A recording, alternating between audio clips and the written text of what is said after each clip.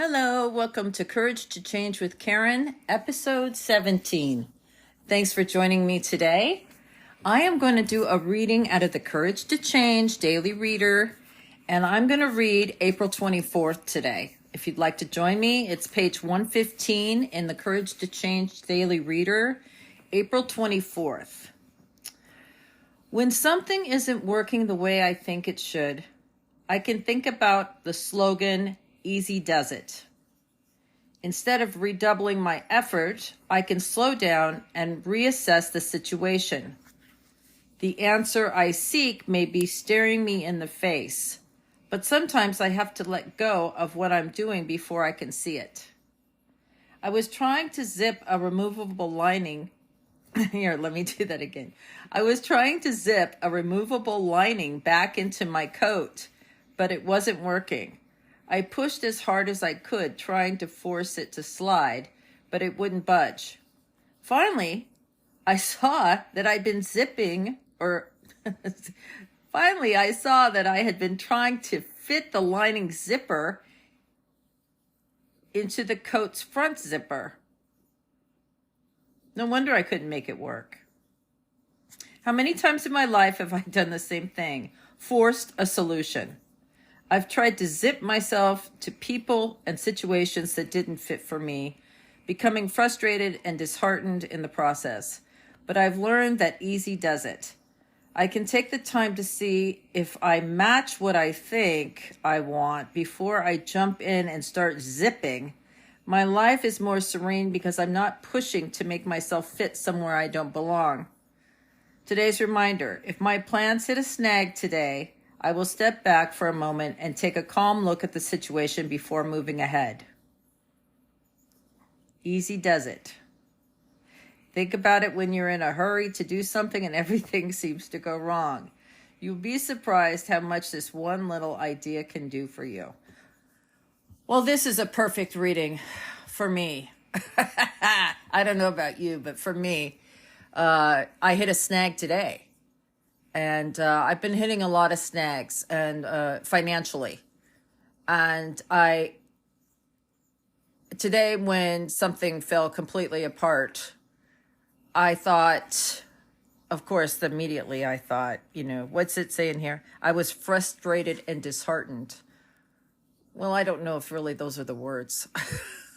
I was more than disheartened. Something happens to me when something happens like that. For some reason, I have like this filing cabinet in my head.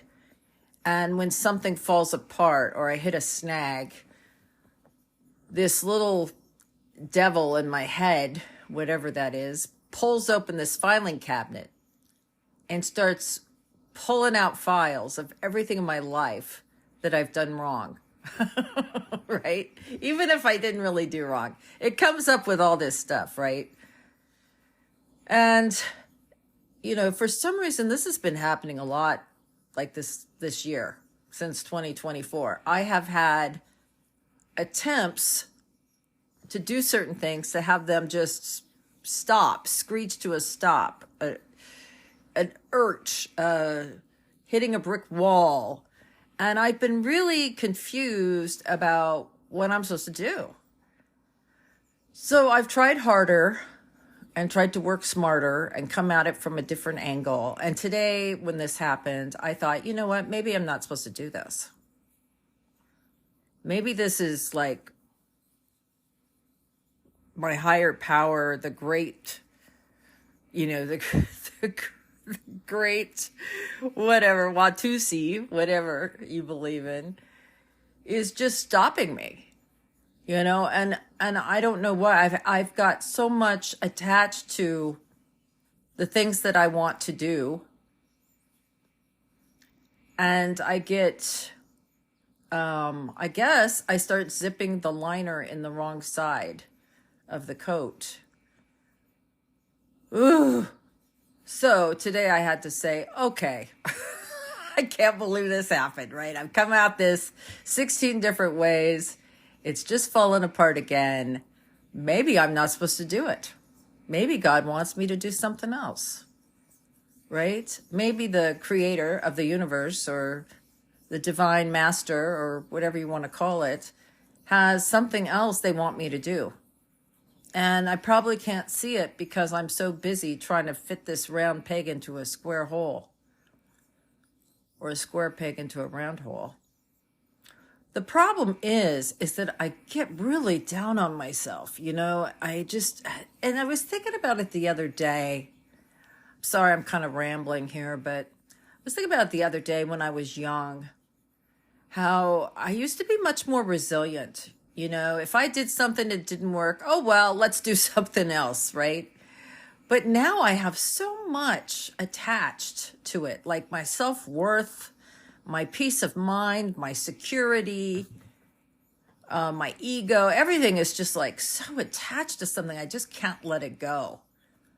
And it's only been recently. I don't know what that's about. And I don't think I have to, but I have to stop trying to fit a square peg into a round hole. Because first thing, it's frustrating. It's useless. And I have to say, easy does it, First thing, I got to back up. When something like that happens today, it was apparent to me today, you're not supposed to do this. Like, this has fallen apart 6 different ways from Wednesday. And you're still trying to make it work. Let it go.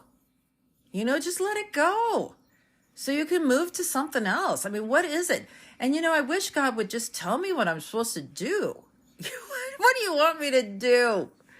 Because I don't want to waste my time doing something. I guess that's part of it. You put so much time and energy into something, and you just don't want to let it go.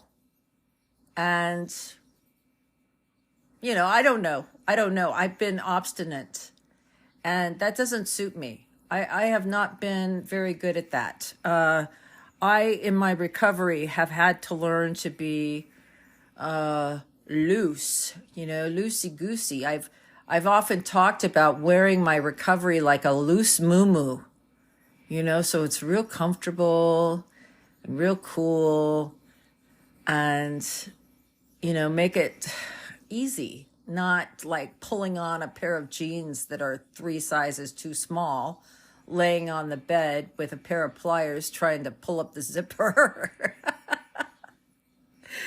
Oh my God. So I've got to let this go.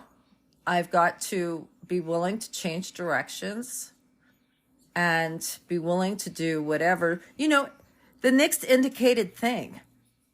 What is the next indicated thing? The next best indicated thing. That's what I'm supposed to do. I'm not supposed to be living so much in the future. I'm supposed to be living in the day. I'm not supposed to be worrying about, my future, my life, because it's all planned out. Everything's going to be okay. Everything is always okay. It's the worry and the crazy and the stubborn, insistent attitude that I have. So I like reading this today. Let's go back and see if there's, what did I like about this? I like the words easy does it. It says, instead of redoubling my effort, which I have been doing, I've been redoubling, I've been throwing more money at it. I've been spending way too much time on it. And the answer I seek may be staring me in the face. But sometimes I have to let go of what I'm doing before I can see it. So that's a good thing today, that I finally went, what the hell? What is going on here? This is crazy that this just fell apart again. So I got to leave it alone,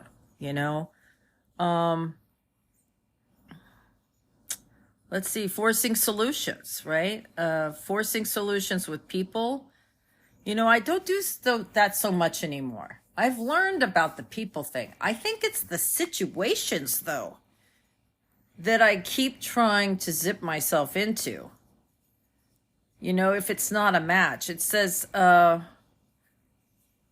if, I think I want before I jump in. Maybe what I'm trying to do isn't even what I want. That's the problem with living in your head. You don't really even get in touch with your soul. with your spirit. So I think I'm going to spend some time doing that. I think I'm going to spend the next couple days, maybe through the weekend, trying to reconnect to my higher power, my inner voice, and get out of my head and my ego and my pride and say, okay, God, what do you want me to do? What do you want me to do? And life will go easier. I'm only frustrated because I think I know what I want and I don't even know. And usually when I leave things up to God or the great divine creator of the universe, whatever, things go better than I thought they were, and usually better than I planned. I usually get more than I even wanted, more than I even was expecting, And so, I got to wear my recovery like a loose muumuu today. I got to let go and let God. And maybe what I'll do today too, this sounds really good. It just went through my head. Starting to get back into solution here in the last couple hours since this happened. And what feels good to me right now is to write it down. I've done this before where I write things down that I'm holding on to, that I can't let go of, the way I think it should be, the way I like it to be, right? The way I insist that it be. I'm going to write it down on a piece of paper, and I'm going to do this today. And I'm going to give it to God. And how I personally do that, some people burn it. I actually go out and dig a hole in the yard and I bury it there. It kind of decomposes and it goes back to the earth. And kind of like my ideas just kind of vaporize into my head. I'm going to let it vaporize out. So I'm going to write down some things that I need to let go of today so that I have free hands to accept what God's trying to give me. The answer might be staring me right in the face. But I get so wrapped up in nothing, really. Just nothing, just waste of time. Trying to be busy, trying to be productive, trying to succeed. I don't know if this made sense to anybody today, but easy does it. Let's all just write down what we're hanging on to. We're clawing onto it and got our fingernails dug in and it reminded me of a poster when I was a little girl, maybe 10 or something. You probably remember this poster. It was a picture of a cat. And I think it was on the wall, and it was claw marks, right? It was hanging onto the wall, and you saw these long claw marks. And on the poster, it said, "Hang in there." And, that's what I feel like I've been doing. And I don't like that poster. I don't think that was a good poster. I think the poster should be the cat just letting go. Just letting go. Easy does it, let go, let God, and see where you land. It's got to be better than clawing your way, holding on, forcing things, I don't know. Was this very negative for you today? I'd love to hear your comments. Did anyone get anything out of this? Because I sure did. I'm going to I'm going to let go and let God, and I'm going to do some physical representation of that by writing it down, and I'm going to go bury it in the backyard and shake it off, and then maybe take a rest. I get crazed in my head, and I got too many radio stations going on at the same time today, so I need to turn them all down and see if I can tune God in. So I'm really glad you're here today. Please write. This podcast has a place where you can write in the comments.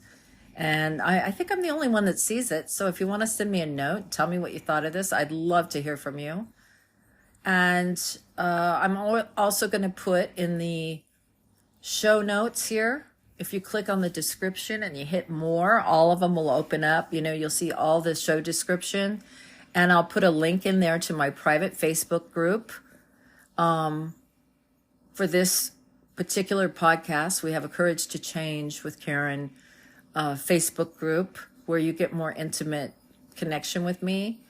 And I'm also going to put, if you're new to recovery, I'm going to put a link to a free gift I have for you. It's like Al-Anon for Dummies. If you're new into recovery and you're hearing all these new terms like easy does it, like I said today, and you don't know the lingo, this is like the perfect little easy explanation book of the 10 most common used Al-Anon phrases and an example. So you can understand what it's trying to tell you, and you can apply it to your own life. So look for the link of both those things in the show notes. And I love you. If you have any requests, you want me to talk about anything in particular, you know how to get a hold of me. Thanks, guys. Have a wonderful week.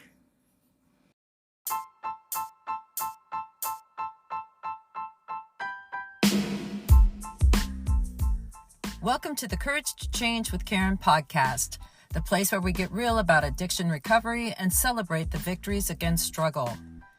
I'm Karen Gardner, your navigator on this journey of healing, committed to uplifting families touched by addiction. Together, let's unravel the intricate dance of mind, body, and spirit with compassion, tenacity, and steadfast commitment.